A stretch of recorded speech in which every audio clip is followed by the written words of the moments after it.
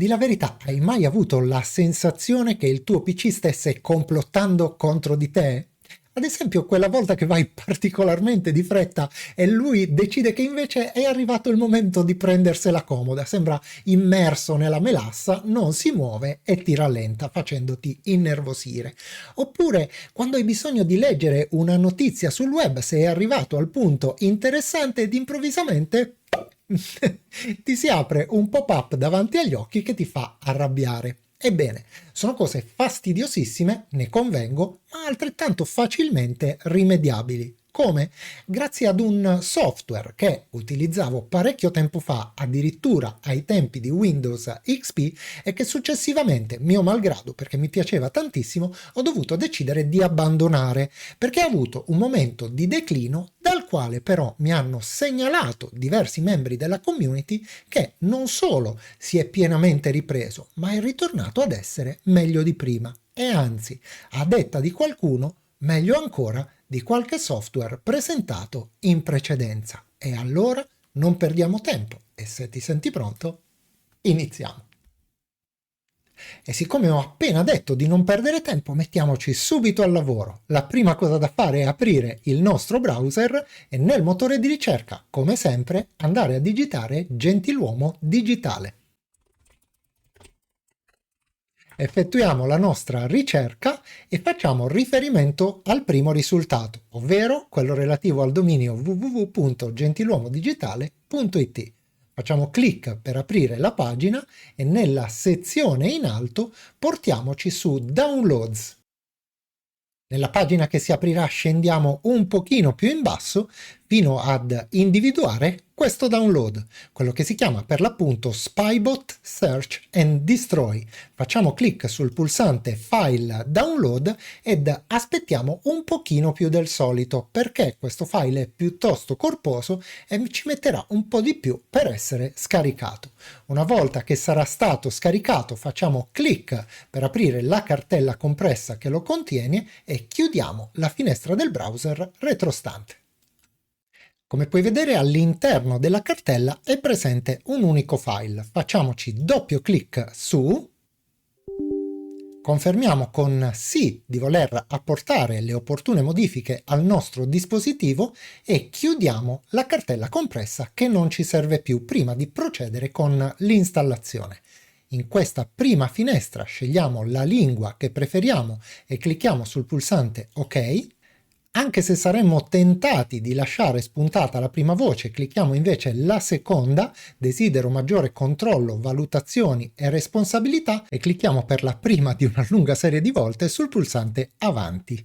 Accettiamo i termini del contratto di licenza e clicchiamo su avanti. Accettiamo allo stesso modo la privacy policy e clicchiamo ancora su avanti. Lasciamo tutto quanto esattamente come si trova e clicchiamo sul pulsante avanti, mentre in questo caso clicchiamo sul pulsante decline per evitare di installare del software aggiuntivo. In questa finestra scegliamo la voce Spybot without antivirus, cioè Spybot senza antivirus, perché questo sarà un programma che, un po' come fa Malwarebytes, come vedremo, si va ad affiancare al nostro antivirus preferito. Fatto questo, non spuntiamo la voce Install Spybot Anti-Beacon e clicchiamo sul pulsante avanti. In questa finestra lasciamo ancora una volta tutto quanto com'è e clicchiamo sul pulsante avanti, mentre in questa finestra lasceremo spuntate tutte quante queste voci e cliccheremo ancora sul pulsante avanti.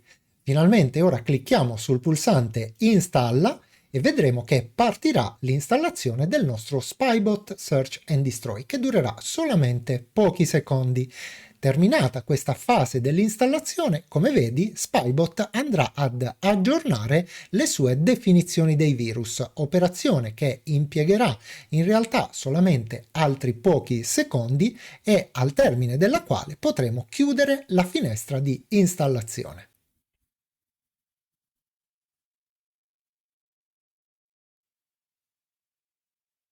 Ecco fatto, lasciamo spuntato sì, riavvia il sistema adesso e clicchiamo sul pulsante fine. Ci rivediamo tra un attimo.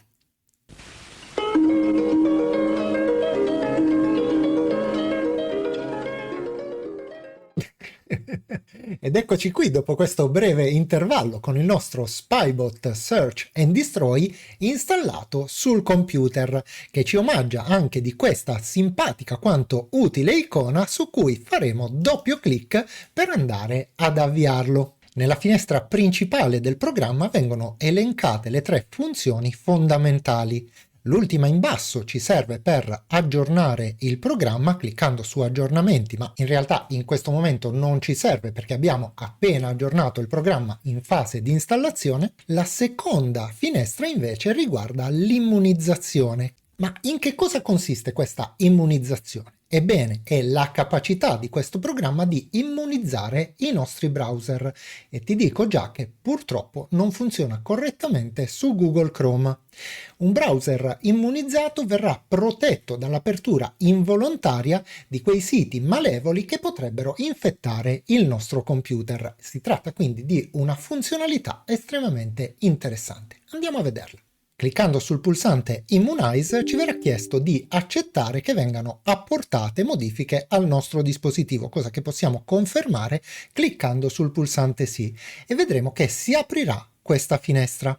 In questa finestra abbiamo la possibilità di controllare il nostro sistema e verificare se le relative voci di registro sono immunizzate o meno. Facciamo clic su controllo sistema ed attendiamo la fine del controllo stesso, che durerà solamente pochi secondi.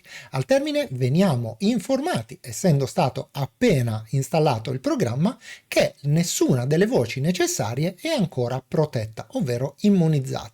Per andare ad immunizzarle ci basterà cliccare sul pulsante Immunizza ed attendere il termine dell'operazione.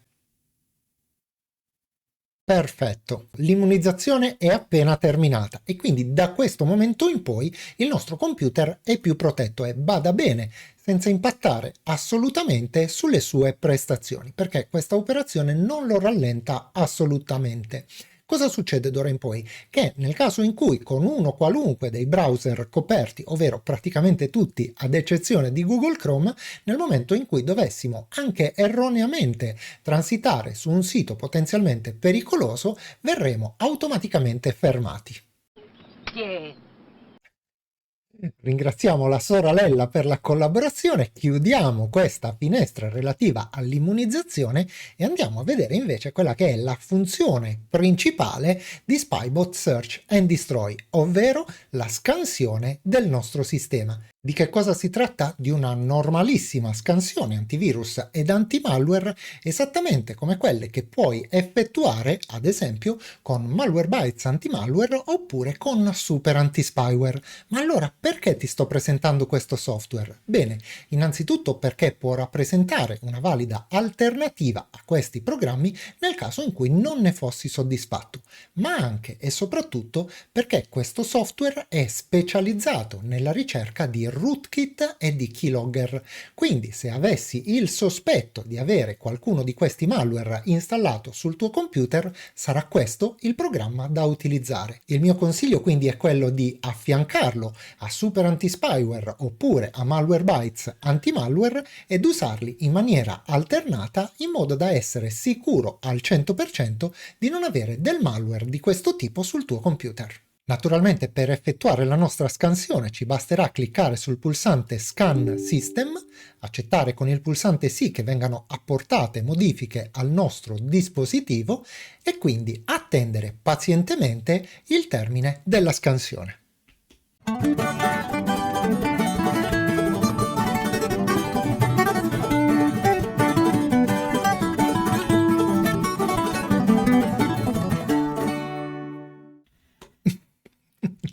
In realtà ho sbagliato a scrivere il tempo perché le caramelle erano 2,5, infatti l'altra mezza ce l'ho ancora in bocca, ma cercherò con nonchalance di continuare a parlare. Trattasi di meravigliose caramelle senza zucchero gusto eucalipto, quindi oggi sono stato virtuosissimo.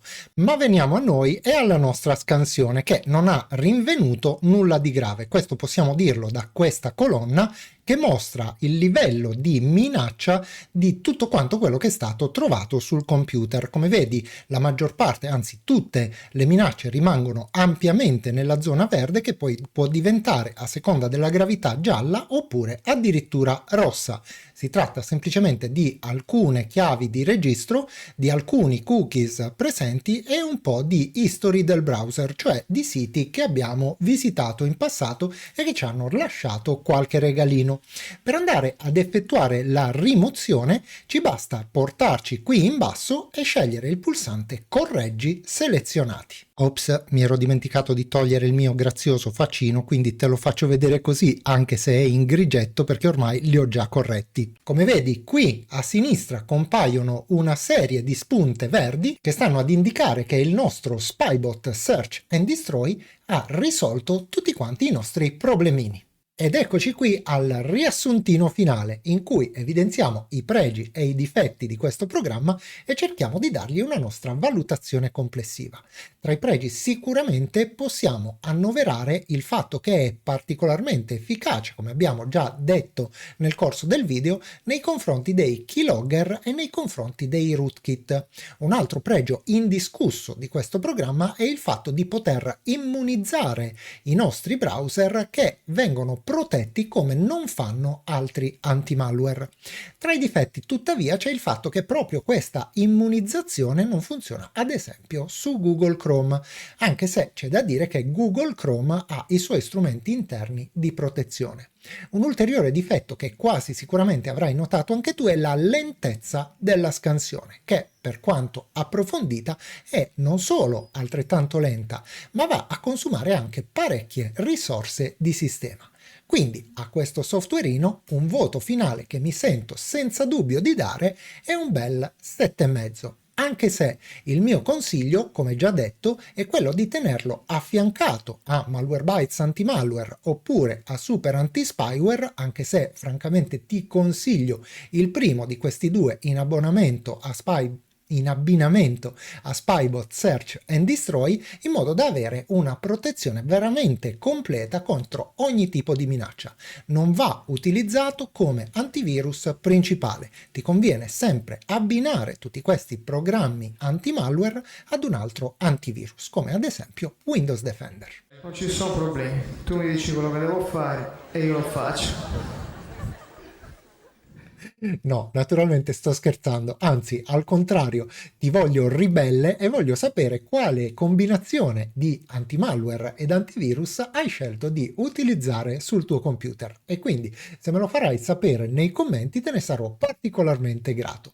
Ma veniamo ai ringraziamenti del giorno, che quest'oggi vanno a Marco Lizzi, Paolo Panariello, Pietro, Tommy G. Bass ed Italo per essersi abbonati al nostro canale, ed è quindi con estremo piacere, cari amici, che vi do il benvenuto a bordo della community dei gentiluomini. Ma attenzione, c'è un benvenuto speciale che va a Fairberry perché tada, si è abbonato in qualità di distinto gentiluomo, e quindi, caro Fairberry, mi levo con estremo ed immenso piacere il cappello farlocco davanti a te. Ma non basta, perché oggi dobbiamo ringraziare anche Emanuele Dam e Fralumpa Panice, spero di averlo detto bene, perché con i loro super grazie hanno contribuito alla vita di questa community. Ma manca ancora un ringraziamento, ed è quello destinato proprio a te che hai guardato questo video, mi hai fatto compagnia